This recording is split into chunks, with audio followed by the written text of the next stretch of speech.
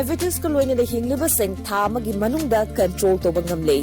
urea creatinine wangbasu tha magi manungda hanthaba ngamle khong hamba nungai tabasu numit mangani gi manungda fahan bangamle pile saibadi nungsang nabasu chama da chama fahan bangamle cholesterol wangba numit kunida normal oi bangamle bp wangbasu tha amagi manungda normal oi bangamle fatty liver oi basu tha amagi manungda fagat han bangamle pumnamak natural oi ba hidak makhalna laying jabani hakchang da sokadaba side effect amata laite makhata na hidak chabagi mathau su tararoi hena kupa parol gi damak ngasi mak langsin birau diabetes hospital sobam leikai ayangpali road opposite Karkinos Jenims Hospital Porompat Imphal East near Punjab National Bank.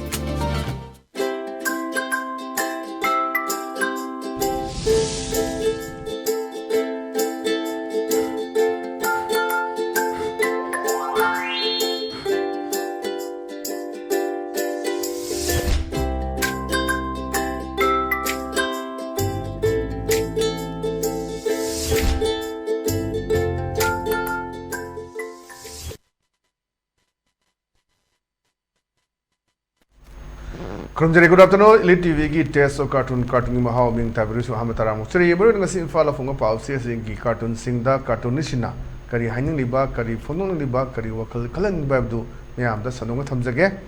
amda lokhasage ai Shanghai Express ki onthok panida sida onthok panida hariba cartoon su yengbiu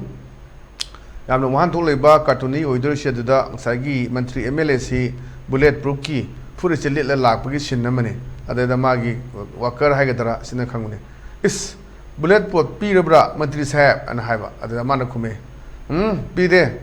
Donald Trump ki thodok tu urubadagi isana chikhin jabane na handak Donald Trump si ekoi gi public rally ma toringa koi nongma nongmena kapak kidana sniper toroga sinar khibani narumda khetlaga chakhibagi uchina china do koi hengobagi podama koi handak thokiba pawduni headline soina thokibaduni adani adayum phumoraka koi gi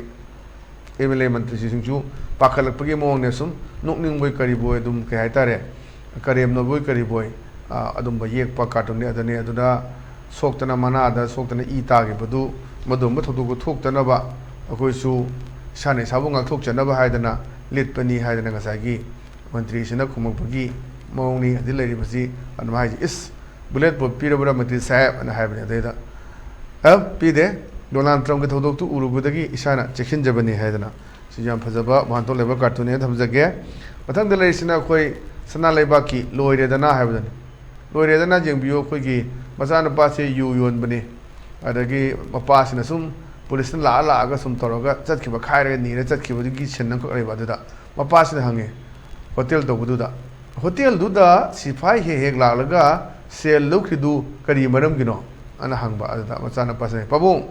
मोइसु customer मखल मने न अकोई तोंगा तोमा जगह सिंदा संखाई थुंखाई तौबा अदुम यावे अदुना कोई लाइबक थिबाई तारे अदुम अकोई पचा मे पोपदा हंको म यावे न जी ममांग सु ट्रैफिक पुलिस अमल पतरा खुन बहन बदा अदुम गाइना थेंगमबगी सोखिबो मयाम से लई अजि तेयंग बियु MG बिनु हाजन बमसिदा पुंग तरे तादिंगदा गाड़ी चौबा हाजन बदा पीनी अदि अमदुना लंगधरम गनी अमदुना मिरक नाल जेंगा खुन Ghani adum tawbasi yaugdo nate adigi leiriba yugi vendor leiriba sana kaithen de leiba yo tei jaga da kangge muning de leiri myam singi thugai ni rabon mako ki type tamung chongkhalakani lamphenda thugai ni lupa lakh ani hungi yu thugai le na tawna police tong tawni exercise tawni nongala gong chongkhalakani ana sai ja chauba gi yu gi su syndicate ama leire adagi lei posini adu hajiksi notification thoktana gazette notification thoktana si chana kanglon myam ma tawiba su su hujik leitri कोई हजी state ता कोई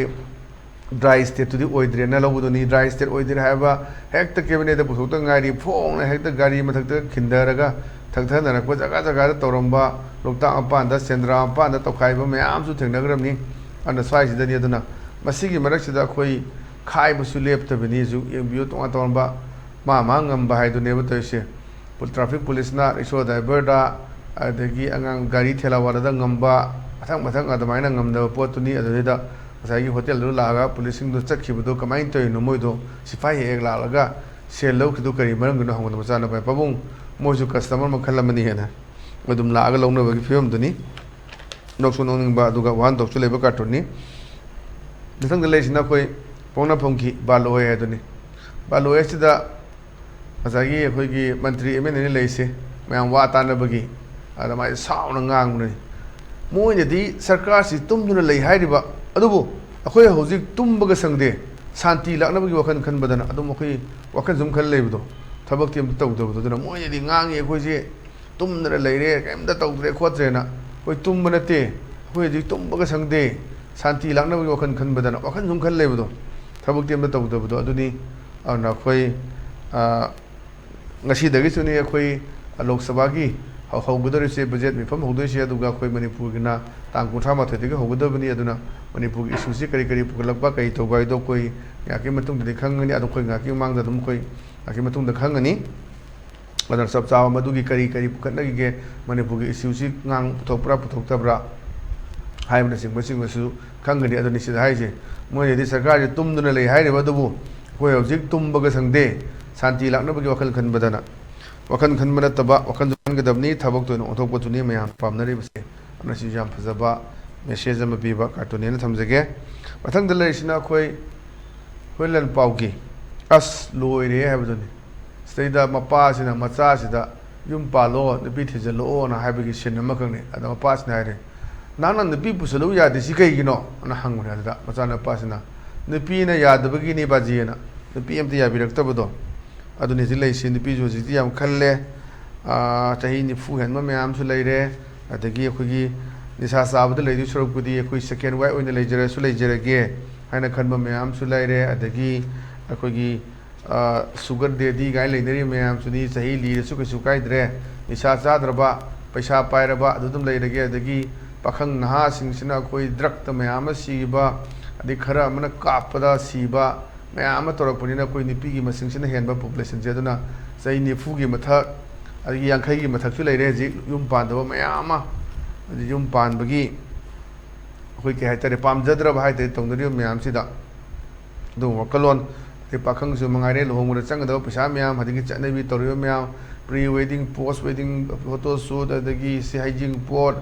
cake ꯀꯛꯄ ꯈꯣꯠꯄ ꯑꯗꯒꯤ ꯑꯁ ꯃꯌꯥꯝꯁꯤ ꯇꯧꯕꯁꯤꯗꯒꯤ ꯃꯌꯥꯝꯁꯤ ꯌꯥꯝꯅ ꯋꯥꯕ ꯍꯥꯏꯇꯥꯔꯦ ꯃꯗꯨꯒꯨꯝꯕ ꯐꯤꯕꯝꯁꯤ ꯂꯩꯕꯅꯤ ꯑꯗꯨꯒ ꯑꯃꯔꯣꯝꯗꯅ ꯑꯃꯨꯛ ꯅꯨꯄꯤꯅ ꯌꯥꯕꯤꯔꯛꯇꯕꯅꯤ ꯃꯥꯁꯤ ꯇꯧꯔꯤꯁꯦ ꯑꯗꯨꯅ ꯍꯧꯖꯤꯛꯀꯥꯟꯁꯤ ꯑꯗꯨꯝ ꯀꯦꯁ ꯃꯌꯥꯝ ꯑꯃ ꯊꯣꯛꯏꯁꯤꯅꯤ ꯆꯦꯜꯂꯨꯔꯒꯦꯔꯥ ꯑꯃ ꯇꯧꯒꯦꯔꯥ ꯄꯩꯁꯥꯕꯨ ꯄꯥꯏꯔꯕ ꯑꯗꯨꯒ ꯀꯩꯅꯣꯕꯨ ꯇꯧꯔꯗꯤ ꯑꯗꯨꯝ ꯂꯩꯔꯁꯨ ꯀꯥꯏꯗ꯭ꯔꯦꯅ ꯂꯩꯅꯕꯒꯤ ꯀꯦꯁ ꯃꯌꯥꯝ ꯍꯧꯖꯤꯛ ꯊꯣꯛꯅꯔꯤꯕ ꯁꯣꯁꯤꯌꯦꯜ ꯃꯦꯗꯤꯌꯥꯗ ꯚꯥꯏꯔꯦꯜ ꯑꯣꯏꯕ ꯃꯌꯥꯝ ꯂꯩꯁꯤꯅꯤ ꯑꯗꯨꯅꯤ ꯃꯅꯤꯄꯨꯔꯒꯤ ꯐꯤꯕꯝꯁꯦ ꯑꯗꯨꯅ ꯅꯪꯅ ꯅꯨꯄꯤ ꯄꯨꯁꯜꯂꯧꯁꯤ ꯌꯥꯗ꯭ꯔꯤꯁꯤ ꯀꯩꯒꯤꯅꯣ ꯑꯗꯨꯅ ꯃꯄꯥꯅ ꯉꯥꯡꯕꯅꯦ ꯑꯗ ꯃꯆꯥꯅꯨꯄꯥꯗꯨꯅ ꯅꯨꯄꯤꯅ ꯌꯥꯗꯕꯒꯤꯅꯤ ꯕꯥꯖꯤꯅ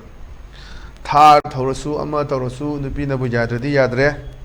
ꯑꯗꯨꯒ ꯃꯌꯥꯝꯁꯤꯅꯤ ꯑꯗꯩ ꯊꯥꯔꯒꯤ ꯏꯁꯨ ꯃꯌꯥꯝ ꯑꯃꯁꯨ ꯂꯩꯕ ꯚꯥꯏꯔꯦꯜ ꯆꯠꯅꯕ ꯂꯥꯎꯅꯔꯤꯕ ꯈꯣꯠꯅꯔꯤꯕ ꯃꯌꯥꯝꯁꯨ ꯂꯩꯕꯅꯤ ꯍꯧꯖꯤꯛ ꯇꯥꯔꯒ ꯑꯩꯈꯣꯏꯅ ꯃꯌꯥꯝꯅ ꯈꯪꯉꯤꯗꯨꯅꯤ ꯑꯗꯨꯒ ꯃꯊꯪꯗ ꯂꯩꯔꯤꯁꯤꯅ ꯑꯩꯈꯣꯏ ꯏꯆꯦꯜ ꯑꯦꯛꯁꯄ꯭ꯔꯦꯁꯀꯤ ꯅꯩꯔꯦ ꯍꯥꯏꯕꯗꯨꯅꯤ ꯅꯩꯔꯦ ꯍꯥꯏꯕꯁꯤꯗ ꯌꯦꯡꯕꯤꯌꯨ ꯀꯔꯤ ꯍꯥꯏꯒꯦꯗ ꯑꯩꯈꯣꯏ ꯑꯅꯤ ꯁꯥꯟꯅꯕꯅꯤ ꯑꯃꯁꯤꯅ ꯀꯔꯤ ꯍꯥꯏꯒꯦꯗ ꯀꯝꯗꯧꯅ ꯑꯩꯈꯣꯏ ꯍꯤꯡꯒꯅꯤ ꯂꯝꯗꯝꯁꯤꯗ ꯑꯥꯏꯟ ꯂꯣ ꯂꯩꯇ꯭ꯔꯦ ꯇꯧꯅꯤꯡꯕꯗ ꯇꯧꯔꯦ ꯃꯁꯤꯕꯨ ꯌꯦꯡꯉꯒ ꯂꯩꯕ ꯉꯝꯃꯤꯀꯣ ꯅꯈꯣꯏꯁꯦ ꯑꯅ ꯍꯥꯏꯕꯅꯤ ꯁꯔꯀꯥꯔꯁꯤꯗ ꯑꯣꯟꯁꯤꯜꯂ ꯆꯩꯕꯅꯤ ꯑꯗꯨꯗ ꯁꯔꯀꯥꯔꯒꯤ ꯃꯤꯁꯤꯅ ꯍꯥꯏꯕꯅꯤ ꯂꯣ ꯂꯩꯇ꯭ꯔꯗꯤ ꯅꯍꯥꯟꯅ ꯁꯤꯟꯅꯔꯣꯏꯗ꯭ꯔꯣ ꯂꯣ ꯂꯩꯕꯒꯤꯅꯤ ꯅꯈꯣꯏ ꯑꯩꯈꯣꯏꯅ ꯍꯧꯖꯤꯛꯐꯥꯎ ꯍꯤꯡꯗꯨꯅ ꯂꯩꯔꯤꯕꯁꯦ ꯌꯥꯝꯅ ꯉꯥꯡꯒꯅꯨ ꯂꯣ ꯃꯥꯡꯖꯈꯤꯅꯦꯅ ꯌꯥꯝ ꯐꯖꯕ ꯑꯩꯈꯣꯏ ꯃꯅꯤꯄꯨꯔꯁꯤꯗ ꯍꯧꯖꯤꯛ ꯂꯣ ꯂꯩꯇ꯭ꯔꯦ ꯈꯣꯠꯇ꯭ꯔꯦꯅ ꯉꯥꯡꯉꯛꯄꯗꯨꯅꯦꯕ ꯑꯗ ꯁꯔꯀꯥꯔꯒꯤ ꯃꯥꯏꯀꯩꯗ ꯑꯣꯟꯁꯤꯜꯂꯒ ꯉꯥꯡꯉꯛꯄꯗ ꯁꯔꯀꯥꯔꯁꯤꯅ ꯈꯨꯝꯃꯛꯄꯒꯤ ꯃꯑꯣꯡꯅꯤ ꯂꯩꯔꯤꯕꯁꯦ ꯑꯗꯨꯅ ꯀꯝꯗꯧꯅ ꯑꯩꯈꯣই ꯍꯤꯡꯒꯅꯤ ꯂꯝꯗꯝꯁꯤꯗ ꯑꯥꯏꯟ ꯂꯣ ꯂꯩꯇ꯭ꯔꯦ ꯇꯧꯅꯤꯡꯕꯗ ꯇꯧꯔꯦ ꯃꯁꯤꯕꯨ ꯌꯦꯡꯂꯒ ꯂꯩꯕ ꯉꯝꯃꯤꯀꯣ ꯅꯈꯣꯏꯁꯦꯅ ꯑꯗꯨꯗ ꯁꯔꯀꯥꯔꯅ ꯍꯥꯏꯔꯛꯄꯗꯨꯅꯤ ꯉꯁꯥꯏ ꯂꯣ ꯂꯩꯇ꯭ꯔꯗꯤ ꯅꯍꯥꯟꯅ ꯁꯤꯔꯣꯏꯗ꯭ꯔꯣ ꯂꯩꯕꯒꯤꯅꯤ ꯂꯣ ꯂꯩꯕꯒꯤꯅꯤ ꯅꯈꯣꯏ ꯑꯩꯈꯣꯏꯅ ꯍꯧꯖꯤꯛꯐꯥꯎ ꯍꯤꯡꯗꯨꯅ ꯂꯩꯔꯤꯁꯦ ꯌꯥꯝ ꯉꯥꯡꯂꯨꯅꯨ ꯂꯣ ꯃꯥꯡꯖꯈꯤꯅꯦꯅ ꯑꯗꯨꯅ ꯍꯧꯖꯤꯛꯁꯦ ꯃꯌꯥꯝꯅ ꯋꯥꯅꯔꯤꯕ ꯃꯌꯥꯝ ꯑꯃ ꯂꯩꯅꯔꯤꯕ ꯄꯣꯠꯇꯨꯅꯤ ꯍꯧꯖꯤꯛꯁꯤꯅ ꯂꯣ ꯂꯩꯔꯤꯕ꯭ꯔꯥ ꯇꯧꯅꯤꯡꯕꯗ ꯇꯧꯕ ꯁꯦꯡꯈꯥꯏ ꯇꯨꯝꯈꯥꯏ ꯕꯣꯝ ꯂꯪꯁꯤꯜꯂꯝꯕ ꯕꯣꯝ ꯄꯣꯈꯥꯏꯕ ꯅꯣꯡꯃꯩ ꯀꯥꯞꯁꯤꯜꯂꯝꯕ ꯑꯗꯨꯅꯤ ꯂꯥꯜꯂꯛꯁꯤꯗ ꯁꯤꯒꯨꯝꯕ ꯃꯌꯥꯝꯁꯨ ꯑꯋꯥꯕ ꯃꯌꯥꯝ ꯑꯃ ꯇꯥꯔꯤꯕ ꯑꯗꯨꯅ ꯄꯨꯕ ꯊꯥꯡꯕ ꯉꯝꯃꯣꯏꯗꯕ ꯗꯤꯃꯥꯟ ꯂꯥꯛꯄꯗꯒꯤ ꯑꯋꯥꯕ ꯃꯌꯥꯝ ꯑꯃ ꯂꯩꯕꯒꯤ ꯄꯣꯠ ꯑꯃ ꯂꯩꯔꯤꯕꯁꯤꯅꯤ ꯑꯗꯨꯒ ꯃꯊꯪꯗ ꯂꯩꯔꯤꯁꯤꯅ ꯑꯩꯈꯣই ꯅꯥꯔꯣꯜ ꯊꯧꯗꯥꯡꯒꯤ ꯍꯋꯥꯗꯣ ꯂꯩꯔꯥꯡꯗꯣ ꯍꯥꯏꯕꯗꯨꯅꯤ ꯍꯋꯥꯗꯣ ꯂꯩꯔꯥꯡꯗꯣ ꯁꯤꯗ ꯌꯦꯡꯕꯤꯌꯨ ꯌꯥꯝ ꯐꯖꯕ ꯁꯤꯁꯨ ꯋꯥꯍꯟꯊꯣꯛ ꯂꯩꯕ ꯀꯥꯔꯇꯨꯟꯅꯤ ꯀꯩ ꯍꯥꯏꯒꯦꯗ ꯑꯩꯈꯣꯏ ꯏꯁꯤꯡꯒꯤ ꯑꯋꯥꯕꯒꯤ ꯑꯩꯈꯣꯏꯒꯤ ꯂꯧꯃꯤꯁꯤꯡꯁꯤꯅ ꯑꯩꯈꯣꯏ ꯋꯥꯀꯠꯄ ꯂꯥꯛꯄꯅꯤ ꯑꯗ ꯃꯟꯇ꯭ꯔꯤꯁꯤꯅ ꯍꯥꯏꯔꯦ ꯏꯁꯤꯡꯒꯤ ꯋꯥꯔꯨꯔꯅꯨ ꯃꯥꯏꯕ ꯇꯥꯟꯅꯔꯒ ꯍꯪꯉꯣꯏ ꯂꯨꯍꯣꯡꯅꯕ ꯁꯦꯝ ꯁꯥꯔꯤꯅ ꯅꯣꯛꯅꯤꯡꯕ ꯂꯩꯕꯅꯤ ꯑꯩꯈꯣꯏ ꯁꯨꯝ ꯊꯥꯖꯅꯕꯤ ꯒꯥꯏ ꯂꯩꯕꯗꯣ ꯑꯗꯨ ꯄꯣꯠꯇꯨꯅꯤ ꯑꯩꯈꯣꯏ ꯅꯣꯡꯁꯤ ꯀꯟꯅ ꯇꯥꯔꯁꯨ ꯅꯣꯡꯁꯤ ꯍꯥꯡꯈꯤꯅꯕ ꯀꯥꯏꯅꯒ ꯑꯩꯈꯣꯏ ꯄꯣꯂꯥꯡ ꯑꯁꯤ ꯏꯍꯧ ꯍꯧꯕ ꯍꯪꯒꯥꯝ ꯄꯣꯂꯥꯡ ꯑꯁꯤ ꯃꯊꯛꯇ ꯊꯦꯛꯀꯠꯂꯒ ꯋꯥ ꯇꯧꯔꯒ ꯅꯠꯇ꯭ꯔꯒ ꯖꯤꯡꯒ ꯃꯊꯛꯇ ꯊꯥꯡꯒꯠꯂꯒ ꯅꯣꯡꯅ ꯇꯥꯒꯦꯅ ꯁꯤ ꯊꯟꯅꯕ ꯇꯥꯔꯣ ꯇꯥꯔꯣꯏ ꯍꯥꯏꯔꯒꯅ ꯇꯣꯛꯑꯣ ꯍꯥꯏꯗꯅ पोलांग थमनब याम यावनी अखोगी लेसाई मैम थाबन चोंबदगा नोंग तारनी हिजिगाइदी अखोई पोलांग जिंग मथतगा थांगलगा पोलांग अहोबनि लेत्तोनी अखोगी कोइबु कोइबुगी उतोंगुमने दम तारादी नंग तागे हना सी थन्नब तारोना पोलांग दुसु थनगम पोदि सुमोरा लेगिमनिना नंग तारोगना तो कायना मैथेगी सुम पावरो थाजने बि लेबा दुनी अदमाइ तौना माजु इसिंगी वारुनो माय बतानरगा हंगोय लोहंगनब सेम सारेना हंगोय खोंगदी अखोई नोंग चुयना हाइनब पोतुनी अदे पोतुदनी इफम बरगा फागियोय करिगोय सिसु वन थोक लेबा कार्टून थमजगे मथंग लेसिना अखोई मणिपुर न्यूज की दसानी हैबदनी दसानी सिदी यंबियो गसाई माय बोट लेपनी माय पुरबसे बोट लबसे अखोई स्कॉट पीबदो अना बोट मनुंग सिदी अखोई की कैंडिडेट दिना मागी प्रोटेक्शन की करी की लौब याबदनी स्कॉट पीबो तमदुदा माय हजिगी बोट लेपिसिगी निपिसना हैबनी बोट लेपगी सिफाई ngang ipamda baji mukta undaru sina yam toroga akoigi score ka ngaga chatlaga unaning ba pamba so bi zaitare so to ya pamba dune odone ni man pa jaise bot lepagi sifai nga linga sida ipamda baji mukta undaru sina mai pur akoni mapa bu do ado magi na maku bok tare do undaru si yam na score ka to ga tana mem sab ka na thong ga hang do tana to da pamja bai tare aduni adogi film do da akoigi so toni bagi film ma lebu adu da pam baraga elakpa adamba cartoon ni na thamjage mathang da leisina khoi people's chronicle gi ni people's chronicle gi laibo si motley monday sida mana haire wari sanakanda at least it is far better si karama khidi fare they express some regrets moina hangdoi re da phai khoi soi gre lan khrena if not all they can't even protect their fellow men अंदरगी मोई लोइने review ngakpangam din hajile riba sarkar si wani soi ki balan ki bakhara yaw kre haidana hogi hogi security lapses lai ki ba hogi bada chimerson phongdo ki badi duna sahi maga tha mari hanjala ba duna second anniversary duma pangthok to ribra ha gi wang myam lai second anniversary lakting ngai tadi loi chologuna phagni second anniversary yogade mathang third anniversary fourth anniversary laktana momel ta da ba phiwam da khoi lerak pa yai hebaduni aduna khoi पुनः ज्ञान तमिलकंदा लेंगांगसु अदुगा लेरिबा central government सु Manipur issue से वारोशन म पुरकपा फब अखोगी चुंगनी हैबा हमदुनी थमजगे अनंगसी गिदी अदुंबा एलिट टीवी की टेस्ट ऑफ कार्टून महाव मथांग सेलेक्शन जरे मिंग ताबिरी बुसिंग बोमका न खुरम जबगलना काइनन बे थंगी जरी पिनेबिसी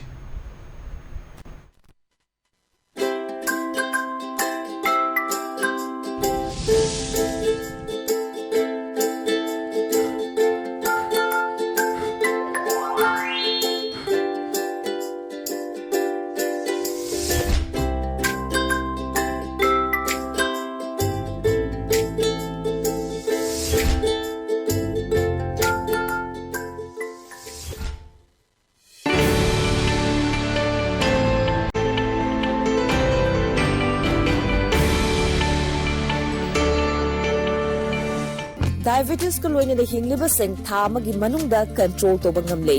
urea creatinine wangbasu thamagi manungda hanthaba ngamle khong ham banungai tebasu numit mangani gi manungda fahan bangamle pile saibadi nungsang nabasu chama da chama fahan bangamle cholesterol wangba numit kunida normal oi bangamle bp wangbasu thamagi manungda normal oi bangamle fatty liver oi basu thamagi manungda fagat han bangamle pumnamak natural oi ba hidak makhalna laing jabani hakchang da sokadaba side effect amata laite makata na hidak chabagi mathau su tararoi hena kupa parol gi damak ngasimak langsin birau diabetes hospital soibam laikai ayangpali road opposite Karkinos Jennings Hospital Porompat Imphal East near Punjab National Bank